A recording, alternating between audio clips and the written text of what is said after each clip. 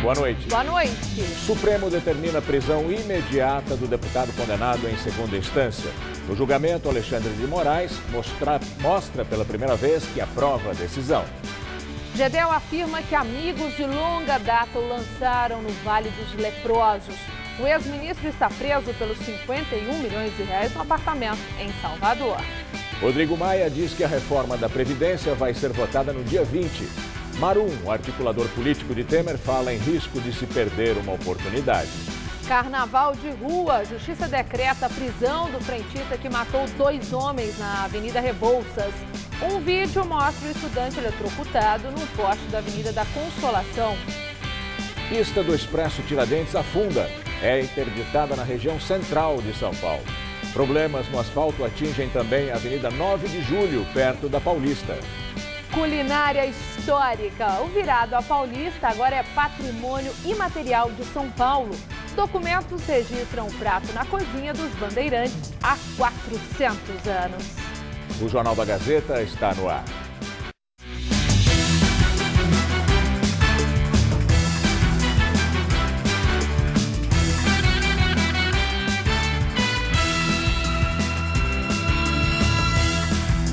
O número de roubos e furtos de celulares é cada vez maior nos blocos de carnaval em São Paulo. No ano passado, a polícia registrou quase 2.000 casos. No fim de semana de pré-carnaval, 5 pessoas foram presas com mais de 30 aparelhos. Por isso é bom saber como evitar a ação dos criminosos e não perder a folia. O Marcelo garante que estava atento, mas, de repente... Quando ele empurrou, ele jogou o corpo para cima de mim e eu caí.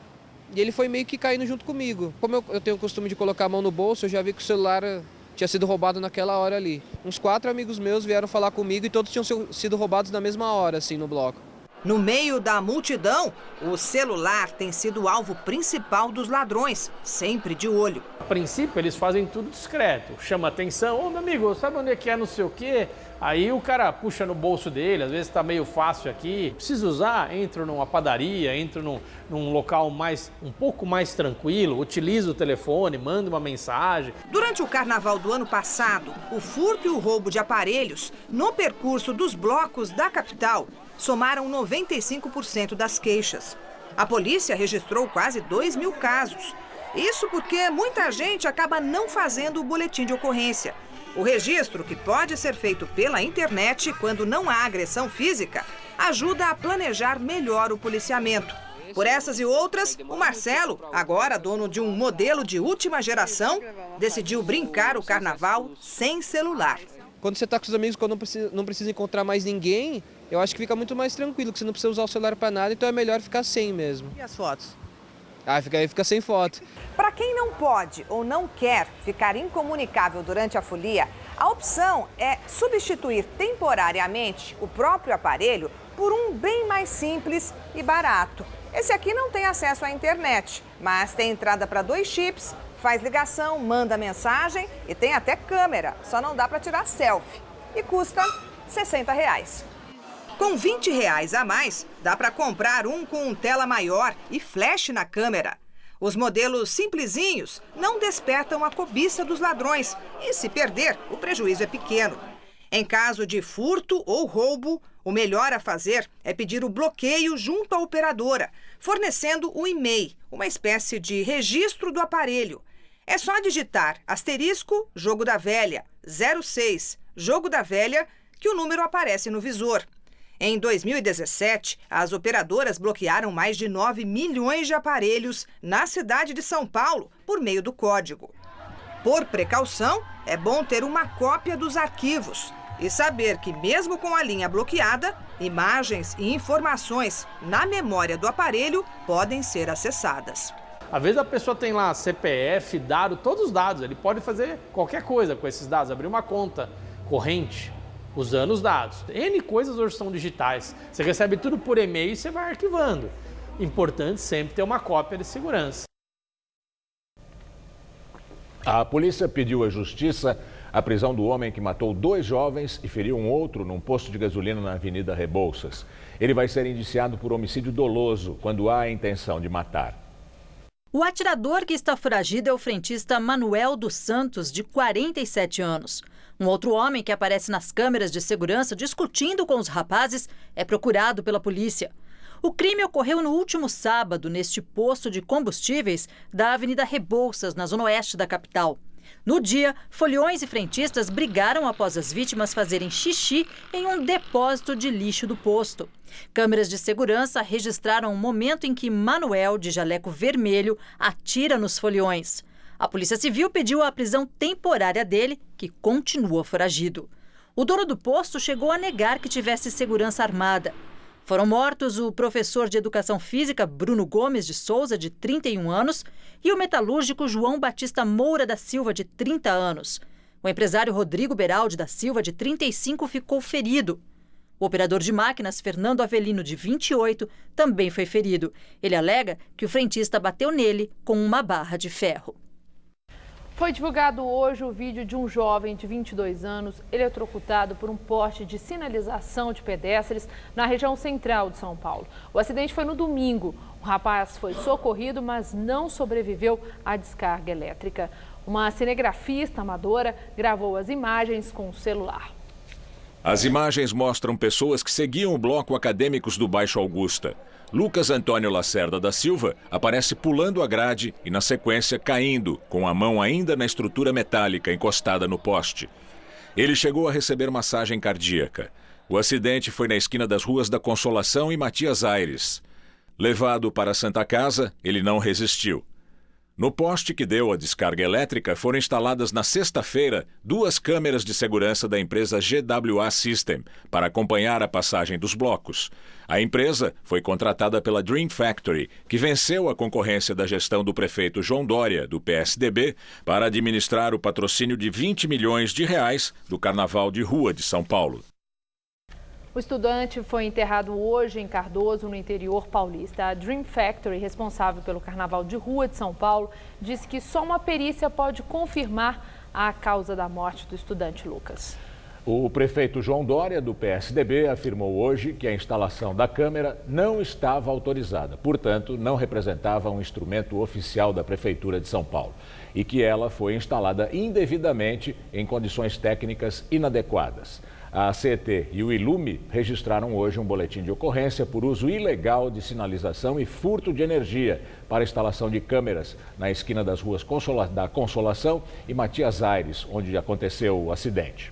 A deputada Cristiane Brasil, do PTB, não vai à Câmara nesta semana. Ela foi aconselhada por assessores a ficar longe de Brasília para evitar mais desgaste público. A deputada está impedida de tomar posse como ministra do Trabalho, o cargo que está vago há um mês. Alguns parlamentares do PTB, que é presidido pelo pai da deputada Roberto Jefferson, dizem que o caso já gerou muitos ônus à imagem do partido e que o ideal seria indicar um outro nome para o cargo.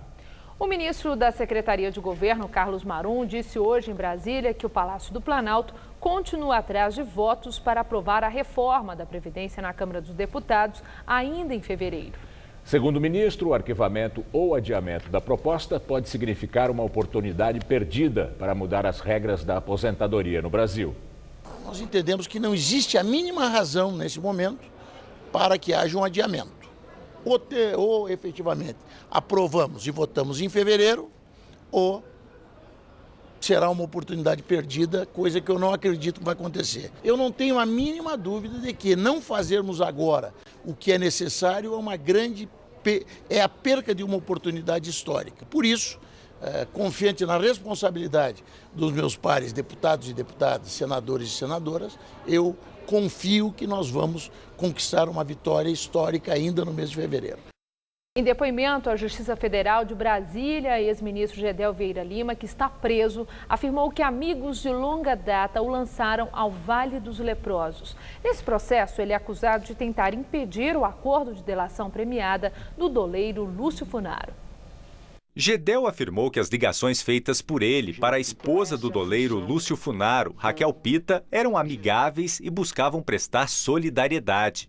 Ele negou ter pressionado o doleiro a ficar em silêncio e se disse ainda abandonado e que foi lançado no Vale dos Leprosos por amigos.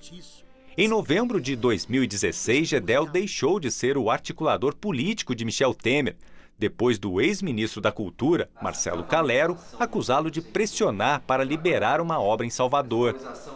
O PMDBista está preso no complexo penitenciário da Papuda, em Brasília, desde setembro do ano passado, depois que a Polícia Federal descobriu 51 milhões de reais em dinheiro vivo em um apartamento em Salvador, emprestado a ele e a seu irmão, o deputado Lúcio Vieira Lima, do PMDB. A Procuradoria acredita que o dinheiro vem de repasses de propina feitos a Gedel por Funaro e pelo grupo Odebrecht, em esquemas de corrupção. Gedel foi preso pela primeira vez em julho de 2017, acusado de agir para atrapalhar investigações da Operação Cui Bono, que apura fraudes na liberação de crédito da Caixa Econômica Federal. Ele foi vice-presidente de pessoa jurídica da Caixa entre 2011 e 2013, no governo de Dilma Rousseff. Quem também prestou o depoimento hoje no mesmo processo foi o ministro da Casa Civil, Eliseu Padilha, que falou como testemunha de defesa de Gedel. Questionado sobre a sua relação com o ex-ministro, Padilha disse que sempre teve Gedel como uma pessoa correta e negou qualquer interferência do Palácio do Planalto na prisão de Funaro. Padilha afirmou que soube pela mídia que o doleiro tinha sido preso e que reagiu de forma indiferente à notícia. Em setembro do ano passado, Eliseu Padilha foi denunciado pelo então Procurador-Geral da República, Rodrigo Janot, por organização criminosa. Assim como o presidente Michel Temer, o ministro da Secretaria-Geral da Presidência, Moreira Franco, os ex-ministros Gedel Vieira Lima e Henrique Eduardo Alves, o ex-deputado Eduardo Cunha e o ex-assessor de Temer, Rodrigo Rocha Loures. Mas a Câmara dos Deputados rejeitou o prosseguimento da denúncia para o Supremo Tribunal Federal. Agora o comentário de Josias de Souza, direto de Brasília. Ele fala sobre o depoimento de Gedel à Justiça. As noites na cadeia transformaram Gedel Vieira Lima num personagem enigmático. Mais magro, o ex-coordenador político do governo, amigo de 3 décadas de Michel Temer, revelou-se em depoimento à Justiça Federal uma solitária criatura. Amigos de longa data me lançaram ao degredo, me lançaram ao Vale dos Leprosos, disse ele. Lacrimejante, Gedel disse ter reencontrado no xadrez o padre Antônio Vieira, o célebre religioso português. Os olhos foram feitos para ver e para chorar, disse Gedel, evocando um sermão de Vieira.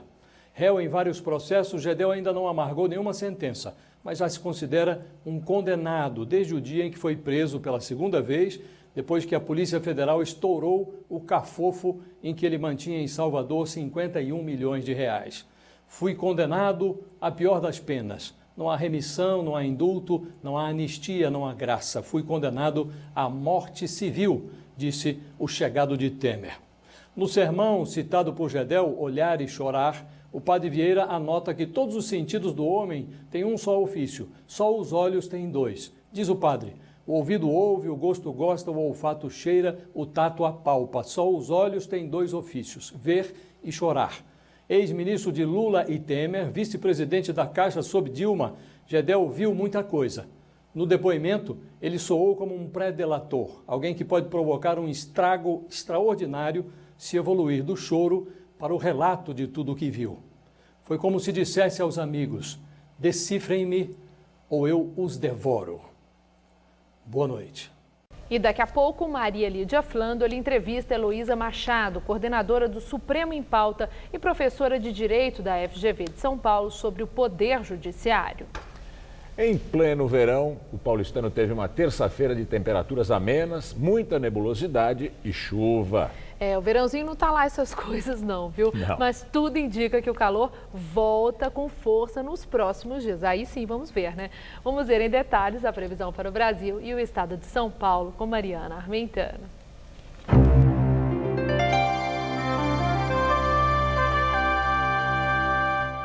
Quase todo o Brasil vai ter uma quarta-feira de calor com chuvas entre a tarde e a noite. Mas o destaque da previsão fica para a região Nordeste, onde deve chover a qualquer hora do dia. Há risco de chuva forte, principalmente no Maranhão, no Piauí e no interior da Bahia. Só entre o Recôncavo Baiano e o estado do Alagoas que o sol brilha forte e não chove. O tempo também fica firme amanhã no centro-sul gaúcho e no extremo norte do Brasil. Vamos ver aqui a nossa tabela de temperaturas? Em São Luís do Maranhão, mesmo com um tempo mais chuvoso, a máxima vai aos 30 graus. Em BH, chove só a partir da tarde, por lá máxima de 28. Já em Aracaju, calor de 31 graus, com muito sol, céu azul, assim como na capital gaúcha, onde faz até 32 graus amanhã. Aqui em São Paulo, um sistema de baixa pressão na costa ainda favorece a formação de muitas nuvens sobre a faixa leste. Mas só no litoral que a previsão é de chuva a qualquer hora. Nas outras áreas, as pancadas vão se concentrar a partir da tarde. A máxima chega aos 33 graus em Presidente Prudente e aos 34 em Presidente Bernardes. Nas cidades de Ribeirão Preto, Araraquara e São José do Rio Preto, a máxima fica em torno dos 31. E na faixa leste chega a fazer até 31 graus também em Campinas, mas não mais que 27 em São José dos Campos. Para a capital, apesar das chuvas de final de tarde, há tendência de mais calor nos próximos dias, viu? Teremos mínima de 17 graus nessa madrugada, mas a máxima amanhã à tarde vai aos 27. Aí na quinta esquenta mais, faz até 30 graus por aqui. E na sexta-feira os termômetros batem nos 32 graus à tarde, com aquelas típicas chuvas de verão associadas ao tempo abafado. Em Brasília, parte de um viaduto desabou sobre uma galeria comercial no centro da cidade. De acordo com o Corpo de Bombeiros, não há registro de feridos até o momento. Às 11h45 da manhã, 2 das 3 vias do Eixão Sul, perto da rodoviária, despencaram sobre as pistas da avenida, que passa embaixo, atingindo também a Galeria dos Estados. A área toda foi interditada por causa do acidente. O trecho do viaduto caiu onde há um restaurante e um estacionamento. 2 carros ficaram soterrados e outros 2 danificados. Cães farejadores foram usados para procurar as vítimas no local. Segundo as autoridades, uma laje do viaduto ainda corre o risco de cair e outras partes da estrutura têm rachaduras. O governador do Distrito Federal, Rodrigo Hollenberg, do PSB, admitiu falha na manutenção do viaduto do Eixão Sul. Nós, já desde o início do governo, nós fizemos manutenção e reforço de estrutura em alguns viadutos aqui do centro, próximo da rodoviária, na N1, S1.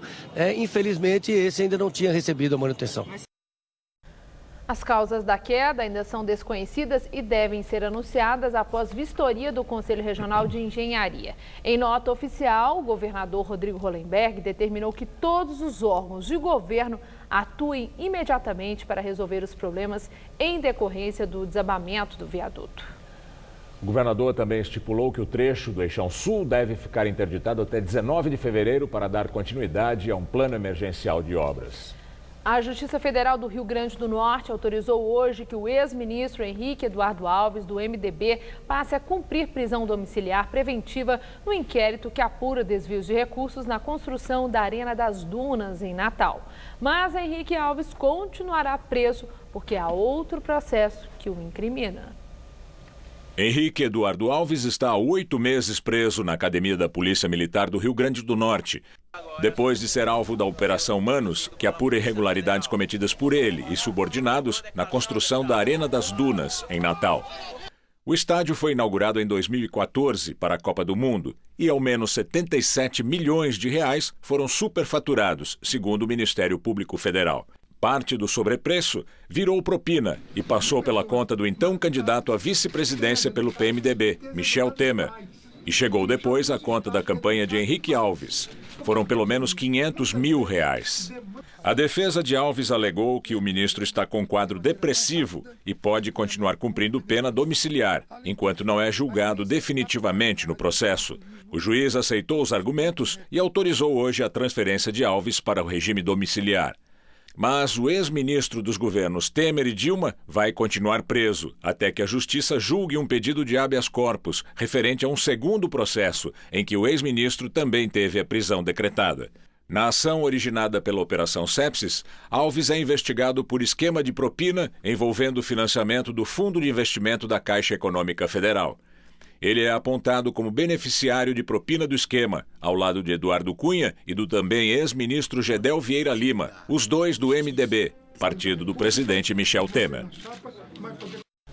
Luiz Fux assume hoje o comando do Tribunal Superior Eleitoral. Ministro do Supremo Tribunal Federal, Fux substitui o atual presidente Gilmar Mendes, que termina o mandato de 4 anos na corte. Fux comandará o TSE por 6 meses, durante toda a pré-campanha deste ano, período em que os candidatos a presidente da República deverão começar a se apresentar ao eleitor. Depois desse período, Rosa Weber, ministra do STF, assumirá a presidência do tribunal. Fux deverá combater as chamadas fake news, notícias falsas, que podem afetar a disputa eleitoral. Quando foi eleito para o TSE, Fux afirmou que prestigiaria a lei da ficha limpa.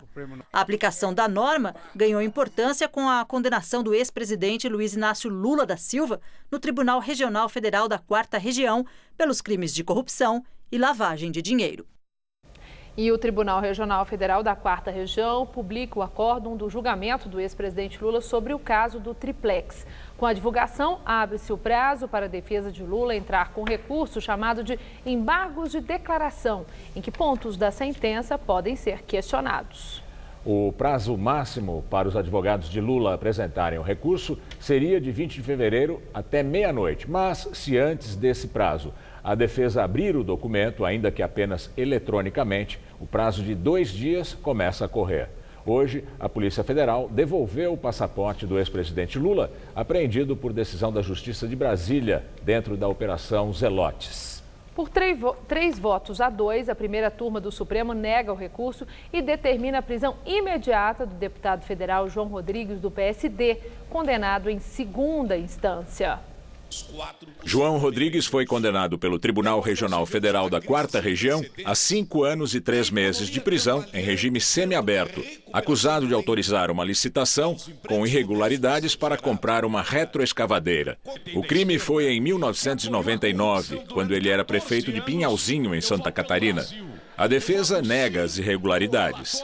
Hoje, a maioria da primeira turma do Supremo Tribunal Federal votou pela prisão imediata do parlamentar, confirmando assim decisão anterior da Corte sobre condenados na segunda instância. Foi a primeira vez que o ministro Alexandre de Moraes se manifestou sobre o assunto na Corte, desde que assumiu o cargo há quase 1 ano. Ele votou a favor e destacou que a execução provisória da pena, depois da condenação em segunda instância, não viola a presunção de inocência. O caso julgado nesta terça-feira é o primeiro avaliado pelo Supremo desde a condenação em segunda instância do ex-presidente Lula, em janeiro. E agora vamos ao comentário de política com o José Neumani Pinto. Pois é, um pouquinho antes do Tribunal Regional Federal da 4ª Região anunciar que mandou para o sistema eletrônico, o acórdão do julgamento que condena o Lula a 12 anos e 1 mês de prisão, de forma definitiva, sem mais discussão material sobre os fatos, a primeira turma do Supremo manteve por 3-2 uma decisão do mesmo tribunal, mandando executar a pena do deputado João Rodrigues, acusado de corrupção na compra de uma máquina para a prefeitura de Pinhalzinho, lá em Santa Catarina. Isso pode ser interpretado como uma má notícia para a defesa do Lula, que agora tem 2 dias depois de abrir a defesa, para o qual tem 10 dias, para defender através de um embargo de declaração que não muda nada, nem na materialidade do crime, nem na pena, né? Essa notícia é pior ainda porque o Alexandre de Moraes, que até agora não tinha se pronunciado, defendeu a tese defendida pelo Thierry Zavascki, que terminou nessa decisão do Supremo de 6-5 a favor da prisão de condenados em segunda instância. O Alexandre de Moraes defendeu exatamente o que o Zavascki defendeu, qual seja a questão de que, não havendo mais fatos a discutir, não há o que discutir em termos de condenação, nem em termos de presunção de inocência. Não há mais presunção, ou seja, o Lula não tem mais direito à presunção de inocência. Agora, a defesa também pode comemorar 2 coisas. A primeira coisa é que a ministra Rosa Weber, que estava sendo vista como uma espécie de balança aí nessa votação, votou contra, ao lado do Marco Aurélio Mello, enquanto que Fux e Barroso votaram a favor do voto dado pelo Alexandre de Moraes. A outra boa notícia para a defesa do Lula é que Ricardo Lewandowski continua firme. Ele, assim que tomou posse de volta lá no Supremo, mandou soltar um violentíssimo traficante que também foi condenado por segunda instância pelo Tribunal de Justiça do Rio Grande do Sul, dizendo que não há possibilidade de rasgar a Constituição. Imagina, logo ele que rasgou a Constituição só para permitir que Dilma Rousseff pudesse ocupar um emprego de merendeira em escola pública, né? Pois é, ainda há muita água para passar por baixo desse moinho, né? Por baixo dessa ponte. Vamos esperar para ver, não precisa ninguém ficar assodado, né? Bom, eu volto quinta-feira, direto ao assunto. Até! Placas de concreto afundaram em um trecho do Expresso Tiradentes, na região central de São Paulo. Deve ficar interditado por pelo menos 3 meses. 20 centímetros de diferença. O afundamento é na pista do Expresso Tiradentes, no sentido do centro, na altura da estação Dom Pedro II. A área que afundou tem cerca de 100 metros, mas o trecho interditado é bem maior, 600 metros. É que o fluxo dos ônibus foi alterado. As linhas que vão na direção da Zona Sul, Sacomã, por exemplo, não estão parando mais aqui. O passageiro precisa ir até o terminal Mercado para seguir viagem. E os veículos foram deslocados para uma das pistas da Avenida do Estado. Já no sentido do centro, os ônibus continuam parando na estação Dom Pedro II, mas seguindo pela pista contrária. Se você não tivesse vindo me avisar, eu não saberia que teria que ir para lá para depois voltar. Complicado com o menino, né? Fazer o quê? A SP Trans informa que já vinha monitorando este trecho desde o ano passado, mas que naquela época o desnível era de aproximadamente 16 centímetros e que isto não representava nenhum risco. Agora, com um afundamento um pouco maior, vai ser preciso contratar uma empresa para trocar as 21 placas de concreto que foram afetadas. As obras devem começar no dia 19 de fevereiro e devem durar pelo menos 3 meses. Até lá, o trecho vai continuar interditado. A SP Trans explica que não se trata de problemas estruturais da obra, que começou a ser construída em 1997, ainda na gestão do então prefeito Celso Pitta, e atribui o agravamento do desnível às chuvas de janeiro. Ele cedeu um pouquinho mais, mas com segurança nós acompanhamos o trabalho até na sexta-feira dos ônibus pela região, aí no sábado nós interditamos. Outro local que passa por obras no asfalto é a Avenida 9 de Julho. Um trecho do corredor de ônibus em frente à Fundação Getúlio Vargas está sendo trocado no sentido centro. A reforma começou na semana passada e tem dado um nó no trânsito, pois os ônibus estão sendo desviados para uma das faixas dos carros. Tá ruim. Quanto tempo você levou? De meia hora, 1 hora.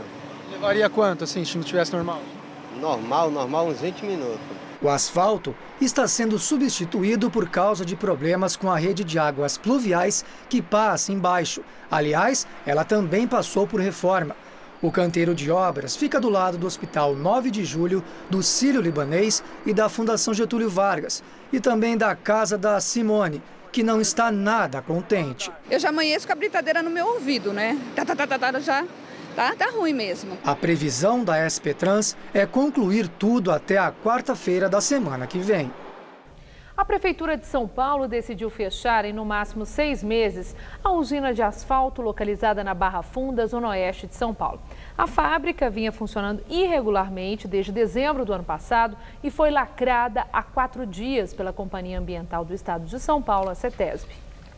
Na esquina da Avenida Marquês de São Vicente com a Avenida Pacaembu, a usina de asfalto da Prefeitura de São Paulo estava sem licença ambiental de funcionamento e recebeu 2 multas na semana passada, somando mais de R$51 mil. Nos últimos anos, a CETESB aplicou 10 advertências e 25 multas à usina, acusada de emitir poluentes e ruídos acima dos níveis aceitáveis pela lei, e também de poluir águas subterrâneas.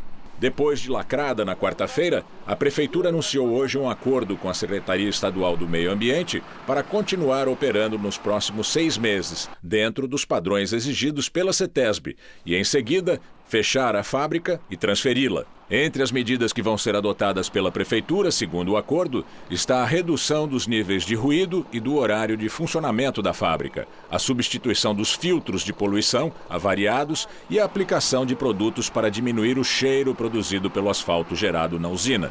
Segundo a Prefeitura, o material gerado pela fábrica de asfalto da Barra Funda é responsável diariamente pelo fechamento de 1.200 buracos na cidade de São Paulo, o que impossibilita o fechamento da unidade rapidamente. O carnaval de rua de São Paulo cresceu e muito, mas ainda assim não faltam opções para quem vai passar o feriado na cidade e prefere fugir da folia. A partir de hoje, o Jornal da Gazeta traz dicas para ficar longe dos confetes e serpentinas. Na reportagem que você vai ver agora, um outro tipo de agito, o da galera do skate. São Paulo tá bombando.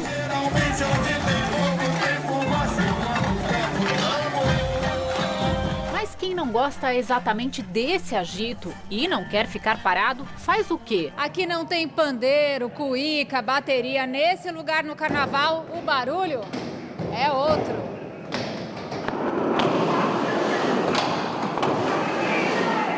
Acho muita bagunça, muito... não é minha praia. O que você vai fazer nesse feriado?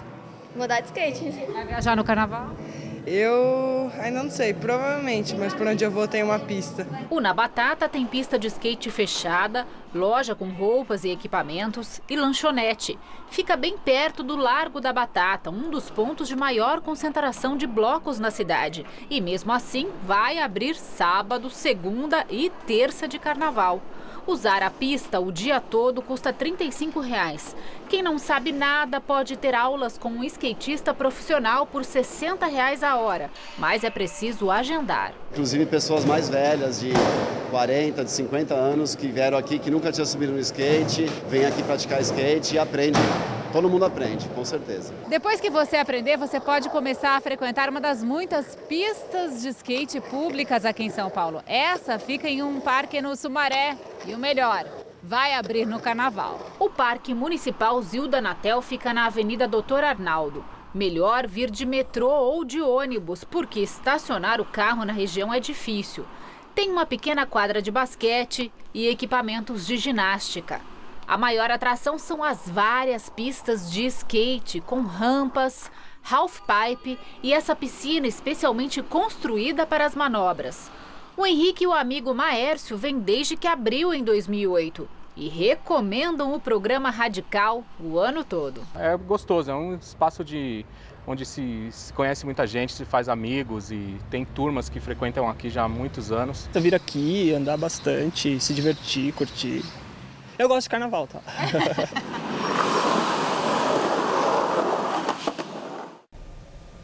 E um forte terremoto atingiu a ilha de Taiwan. Até o momento, pelo menos 2 mortes foram confirmadas e outras 100 pessoas estariam feridas. Pelo menos 30 pessoas estariam presas nos escombros de um hotel que desmoronou. O tremor foi registrado às 10 para meia-noite no horário local na costa leste de Taiwan. Equipes de resgate trabalham para retirar sobreviventes de prédios danificados. Só nos últimos 3 dias foram registrados mais de 20 tremores diários em Taiwan. A ilha chinesa fica perto da junção de 2 placas tectônicas, o que torna a região uma área onde tremores de terra são frequentes. A ONU anunciou hoje que vai investigar ataques químicos na Síria contra rebeldes apoiados pelos Estados Unidos. A Comissão Internacional de Investigação sobre a Síria vai apurar denúncias de ataques com bombas de cloro contra regiões controladas pelos rebeldes no noroeste do país. Nas últimas semanas, o Observatório Sírio dos Direitos Humanos, que na verdade funciona em Londres, denunciou internações de sírios com sintomas de asfixia. Desde o começo da guerra civil na Síria, os Estados Unidos acusam o governo Assad de usar armas químicas. Vamos ao comentário de política internacional com João Batista Natali. A guerra civil da Síria está perto do fim, mas continua a produzir monstruosidades. A última província que ainda está nas mãos dos rebeldes é Idlib, com 2,5 milhões de habitantes, que fica no noroeste do país, pois ela está sendo bombardeada pela Rússia desde domingo, em resposta à derrubada de um avião russo na véspera. E não é pelo número de mortos que esse episódio é importante, foram apenas 30. O que está em jogo é uma questão moral e humanitária. O exército da ditadura de Bashar al-Assad teria usado mais uma vez armas químicas. A informação foi dada à BBC por médicos de um hospital. Os rebeldes que tomam conta da região são um saco de gatos. Tem de tudo. De militares que desertaram do exército da ditadura até muçulmanos radicais. Essa mistura é uma das marcas registradas dessa guerra que começou em 2011 e já matou mais de 300 mil pessoas. 5 milhões fugiram da Síria para a Europa, criando um problema grave de refugiados. E esses refugiados fortaleceram a extrema-direita na Alemanha e na Hungria. A Síria tem hoje 18 milhões de habitantes. Está destroçada. A ditadura de Assad não caiu porque ela foi ajudada pela Rússia e pelo Irã, que enviou milícias para combater os rebeldes sunitas. Os Estados Unidos, no comecinho, apoiaram os rebeldes, mas depois a prioridade passou a ser o Estado Islâmico, que já foi destroçado. Os americanos se aliaram aos curdos, que são o ramo da civilização muçulmana, mas os curdos estão agora sendo atacados pela Turquia. É bom repetir, a guerra na Síria é um saco de gatos. Solução militar do conflito é uma coisa, a ditadura de Bashar al-Assad vai ganhar em breve. Mas a solução cultural e religiosa é outra coisa. Com relação a isso, a guerra não vai acabar tão cedo, porque a Síria está sob a influência da confusão criada pelo Iraque, o país onde grupos sunitas não se conformam com o governo que representa a maioria xiita. É no meio dessa confusão que a Rússia despeja bombas em Idlib. É muito triste e é assim que o mundo gira. Boa noite. Agora as notícias do esporte, com Estela Gontijo e Celso Cardoso. Depois do esporte, Maria Lídia entrevista ao vivo Heloísa Machado, professora de Direito da Fundação Getúlio Vargas de São Paulo. Olha, depois de muita confusão na eleição do último sábado, o presidente eleito do Corinthians, André Sanches, falou hoje sobre os planos dele para voltar à presidência do clube, né, Celso? Boa noite. Boa noite, Estela. Só para a gente até programar, né, atualizar, na verdade, ele tinha programado uma coletiva logo após o resultado das urnas no sábado. Mas um grupo invadiu o local, tentou agredi-lo e ele teve que ser escondido no banco de trás de um carro sem falar com jornalistas. Hoje, finalmente, ele conseguiu dar a primeira entrevista como novo presidente do clube. 3 dias depois, aqui no CT Joaquim Grava, André Sanches reuniu a imprensa para explicar toda a confusão do último sábado e aproveitou para falar das prioridades de sua gestão para os próximos 3 anos. Eu espero que nunca mais aconteça isso, mas independente de quem ganhar essa eleição, ia ter esse protesto. Infelizmente, quando o Mário teve um pouco menor, quando o Roberto foi, teve um pouco menor, quando eu fui a primeira vez também teve. Infelizmente, algumas pessoas não pensam no clube e fazem esse tipo de atitude. É repugnante, é triste, mas infelizmente vamos conviver. Todo mundo sabe o momento que o país está passando, o momento que o futebol brasileiro está passando, e nós vamos tentar ser muito mais ativo, muito mais atrevido, muito mais, no português, correndo atrás, para a gente tentar resolver aqueles problemas que a gente acha que tem. É a prioridade do meu mandato, do nosso mandato, resolver o mais rápido possível a engenharia financeira, a engenharia jurídica, perante a Caixa e a Odebrecht. Você comprou uma casa, foi mandado embora do emprego, tem que renegociar. Ninguém quer deixar de pagar e ninguém quer deixar de receber. Então tem que chegar a um bom termo para todos os envolvidos, que é Corinthians, Odebrecht e Caixa. Com relação à dívida, que eu não peguei muito, qual é o valor hoje? Hoje está em torno de 1.170, 1.200. Aconteceu ontem na CBF o congresso técnico com os presidentes dos 20 clubes da primeira divisão. Entre outras definições polêmicas, ficou acertado que o Brasileirão 2018 não terá o tão desejado, falado, pedido, conversado árbitro de vídeo, né, Celso? Estela, o árbitro de vídeo não será utilizado neste ano devido aos altos custos que o sistema teria, que segundo a CBF seria de 20 milhões de reais de responsabilidade dos clubes. Outro ponto polêmico é a permissão para que os clubes vendam 5 mandos de campo durante o torneio. Alguns presidentes explicaram seus votos. A gente foi contra a utilização da forma que foi proposta, né? A forma que foi proposta foi apenas no segundo turno do Brasileiro e eu entendi que você utilizar só num turno, você gera um desequilíbrio. Né? Por que os jogos de primeiro turno não vão ter esse mesmo tratamento? Né? Eu acho que existe um entendimento da absoluta maioria que o árbitro de vídeo é importante, mas que nesse momento ele precisa ser melhor trabalhado, melhor testado e que o custo ainda é muito elevado. Né? A gente espera que esse custo ao longo do tempo, ele baixe, o que é natural em termos de tecnologia. O que eu penso é que a gente tem um custo que foi proposto, que não é baixo. 500 mil por time, né? Por clube. Dado que era só no segundo turno, seria no máximo 500 mil, como foi colocado. E que, dado que a CBF não tem receita oriunda do Campeonato Brasileiro, que isso deveria ser custeado pelos clubes. A Chape votou a favor do árbitro de vídeo por entender que é uma solução para um problema que vem ocorrendo há tempo. Eu acho que ela traz grandes benefícios no sentido da concretização do fato evidenciado, né?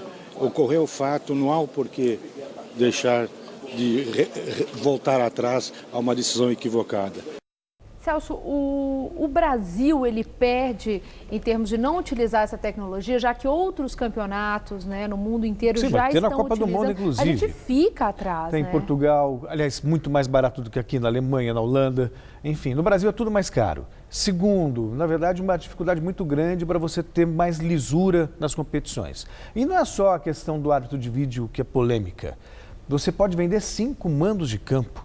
Isso acaba desequilibrando na questão técnica. É inadmissível. O futebol brasileiro cada vez mais dá um passo para trás. 1, 2, 3 e assim vai. Falta de administração e competência. É isso aí. Obrigada, Celso. Boa noite. Boa noite. Com você, Gamberini. O virado a Paulista agora é um patrimônio imaterial de São Paulo. Documentos comprovam que o prato estava nas refeições dos bandeirantes há 400 anos.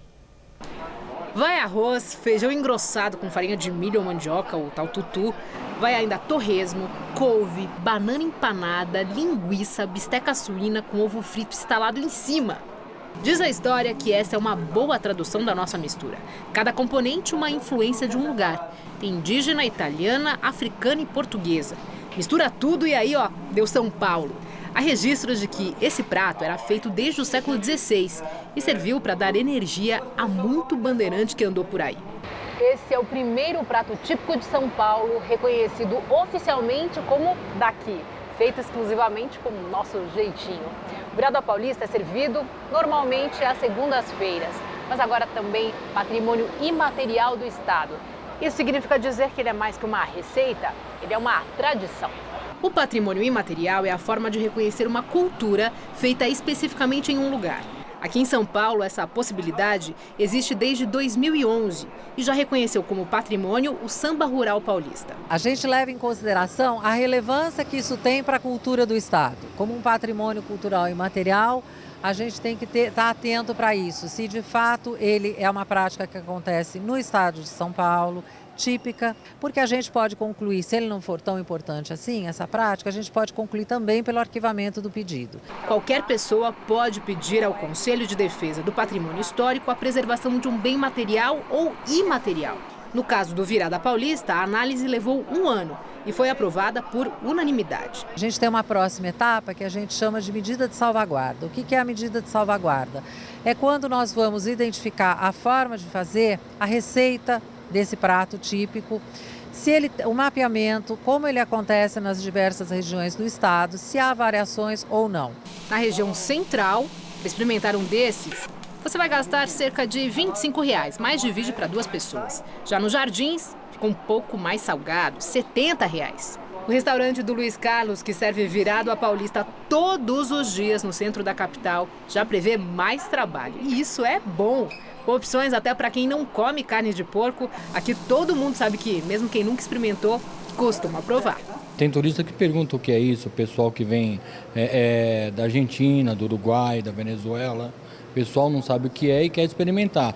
E tem muitos ficam espantados com o tamanho do prato, com a quantidade, com aquilo que vem. Então eles ficam espantados com o prato. Agora há pouco, o líder do PTB na Câmara, Jovair Arantes, informou que a bancada do partido decidiu manter a indicação da deputada Cristiane Brasil para o Ministério do Trabalho. Segundo o deputado, ela foi indicada pela bancada do PTB e a Justiça é que precisa dar uma solução para o impasse. Hoje pela manhã, um ladrão invadiu um apartamento de um prédio residencial no bairro do Mandaqui, na zona norte da capital. O assaltante entrou em uma residência do 9º andar de uma das 3 torres do condomínio. O bandido roubou pertences de uma moradora e fugiu para outro apartamento no mesmo prédio. Houve um cerco policial no local, mas até agora a Secretaria da Segurança Pública não confirma se ele foi preso. De acordo com o relato de moradores, há 3 semanas houve 2 arrombamentos no 12º andar da mesma torre onde aconteceu o crime de hoje. Daqui a pouquinho, Maria Lídia Flandoli entrevista Heloísa Machado, coordenadora do Supremo em Pauta e professora de Direito da Fundação Getúlio Vargas de São Paulo, sobre o Poder Judiciário. Até já! Na entrevista do dia com Maria Lídia Flandoli, uma análise do efeito das críticas no Poder Judiciário. Quem analisa é Heloísa Machado, coordenadora do Supremo em Pauta e professora dos cursos de graduação e pós-graduação da Direito, Fundação Getúlio Vargas de São Paulo. Muito obrigada por estar conosco. Bom, hoje houve uma decisão do Supremo Tribunal que determinou que um deputado de Santa Catarina, do PSD, que havia sido condenado em segunda instância, fosse prisão imediata. Sim. Foi aí a confirmação de uma jurisprudência firmada em 2016 pelo próprio Supremo. A pergunta é se o Supremo hoje sinalizou que Lula será preso. Olha, essa decisão de hoje, ela não foi uma grande surpresa para quem acompanha o tribunal. Na verdade, todos acham que essa jurisprudência do tribunal, que determina essa prisão em segunda instância, vai mudar em razão da mudança do posicionamento de um outro ministro, do Gilmar Mendes. Né? O Gilmar Mendes já disse que se arrependeu do voto que deu na primeira vez e que gostaria de encontrar um meio termo para alterar essa jurisprudência. Então, apesar de ser uma decisão de uma turma, tudo indica que o plenário vai votar ainda diferente e que é bastante possível que essa jurisprudência mude. Bom, então continuamos aguardando a decisão sobre essa questão que é tão polêmica. Exatamente, continuamos aguardando e essa discussão, é importante que se diga, ela é anterior à condenação do Lula pelo Tribunal Regional Federal da 4ª Região. 2016. Exatamente, em 2016 já foi dada a primeira decisão e em 2017 alguns ministros já sinalizaram uma vontade de mudar de posição e Gilmar Mendes disse isso explicitamente, não é? Então é muito possível que esse julgamento mude a maneira como o tribunal enfrenta essa questão.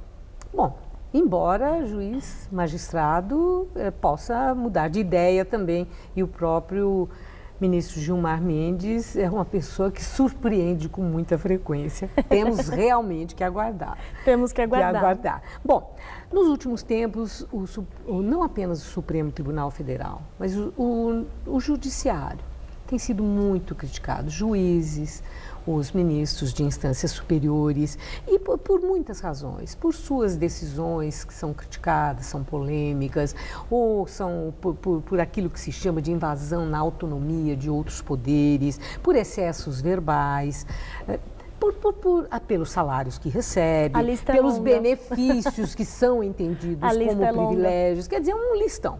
A lista é longa. Dá para avaliar o quanto essa saraivada de críticas agora abala a credibilidade do judiciário? Olha, abala sim a credibilidade e eu acredito que o Supremo, ao longo dessa crise que nós tivemos nos últimos 2 anos, ao invés dele servir como um elemento estabilizador, ele pôs um pouquinho de lenha nessa fogueira, né? Com decisões contraditórias. Então, mencionamos agora há pouco o ministro Gilmar Mendes, ele impediu a posse de Lula e depois Moreira Franco tomou posse, agora volta o debate da Cristiane Brasil e a Carmen Lúcia mantém a decisão de afastamento. Então, o problema da credibilidade do judiciário passa não só por essas críticas institucionais que envolvem o auxílio moradia, pouca transparência desse poder, pouca prestação de contas, afinal, do porquê esses super salários, né? Passa por esse debate, mas ela reside sobretudo na incoerência das decisões. É evidente que tribunais e juízes mudam de opinião ao longo dos anos, mas quando numa semana se decide de uma forma e na outra de outra, você perde essa coerência, essa consistência e a credibilidade também deixa de existir. Agora, nessa análise, cabe aí uma outra variável, quando nós refletimos se de fato juízes e magistrados e ministros merecem essa saraivada de críticas.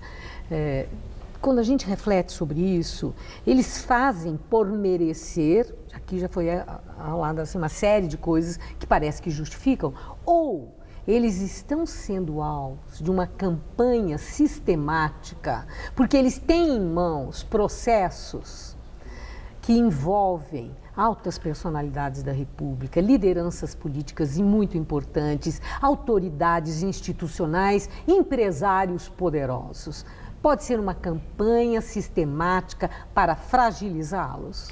Olha, eu acho que nós não podemos misturar as coisas, né? Não é porque o judiciário exerce um papel importante, tem exercido um papel importante de promover a aplicação da lei a todos, de que ele é absolutamente imune a críticas, né? E a questão dos supersalários, eu acho que ela navega nesses dois pontos, né? Então, não é porque o judiciário exerce um bom papel, muitas vezes, é claro, qualquer generalização também comete um erro, de que ele não pode ser criticado quando assim é necessário, por exemplo, no caso dos supersalários. Mas a reação da classe dos juízes é de que qualquer crítica que se faça é uma crítica à Operação Lava Jato, é uma tentativa de desconstruir essas operações contra a corrupção. E eu não acredito que seja assim, né? O fortalecimento das instituições depende de uma crítica segura, de uma crítica constante, de uma crítica também que seja honesta. Não é porque o judiciário cumpre muitas vezes o seu papel que quando ele erra a gente não pode dizer que errou.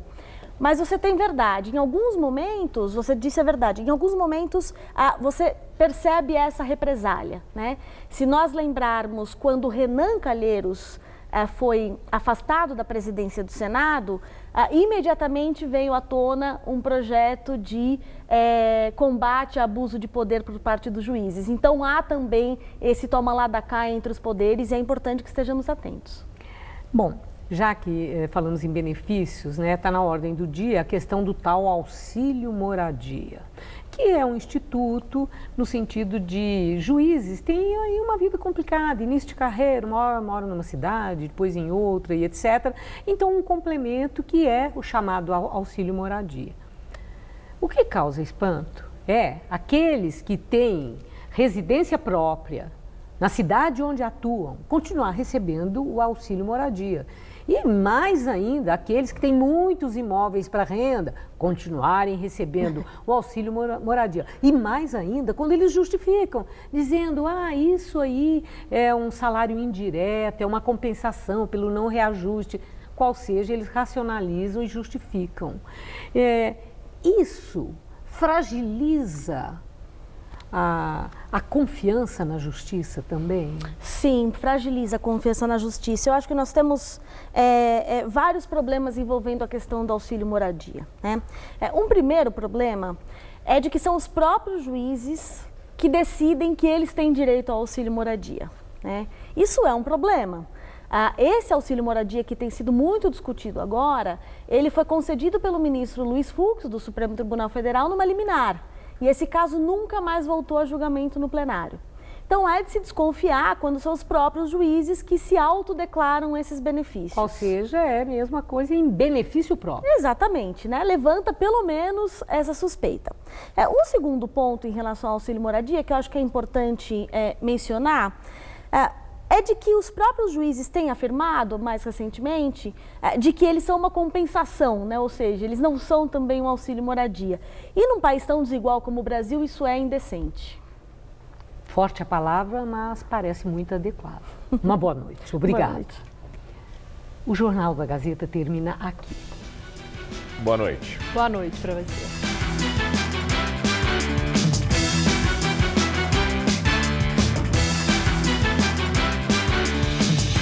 No Todo Seu de hoje, 10h30 da noite, aprenda a diferenciar notícias falsas das verdadeiras, principalmente no mundo da internet.